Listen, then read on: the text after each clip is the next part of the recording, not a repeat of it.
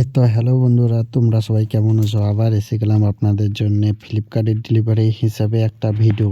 অনেক দিন পর আবার একটা ভিডিও এনেছি আপনাদের জন্যে। তা আপনারা দেখবেন যে কীভাবে আমি গ্রামে গ্রামে পার্সেল বিতরণ করি। চলেছে যে সাউন্ডের এদিকে ঢুকবো। এটা বাইনপাড়া।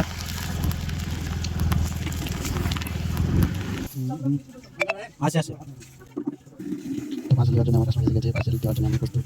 তারপর পার্সেল কিনে যাবো।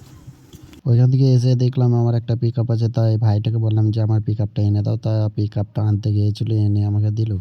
তো ভাই আমি এখন আছি বালতিপাড়াতে, একটা পার্সেল দেওয়ার জন্য দাঁড়িয়ে আছি, আসছে। চলছে নেবে না? ওই যে আমার লাতিন বীজ, হ্যাঁ আমার লাতিন বীজ হ্যালো মুখে বললে হবে না হ্যাঁ নাকি? হুম হুম জিনিসটা যখন দিয়ে আছে পাঠিয়ে দিয়ে আছে হুম হুম তখন মুখে বললে হবে না, তুই নিতেই হবে।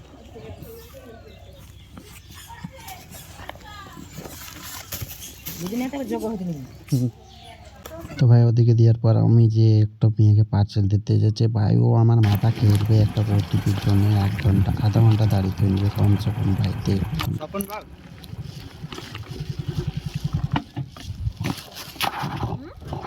তো ভাই অবশেষে আমার সব কাজ কমপ্লিট হওয়ার পর কমসে কম 4:30 বাজে, এরপর জানতে পারলাম যে ভাই আমার কাজ এখনো শেষ হয়নি। এদিকে আমাকে ঘেরাও করবে, কারণ যে আমাকে সরস্বতী পূজায় চাঁদা লাগবে, কারণ কাজ করেছি তার জন্য চাঁদা লাগবে।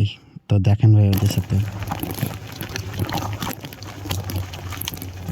সর সর সর এনে বল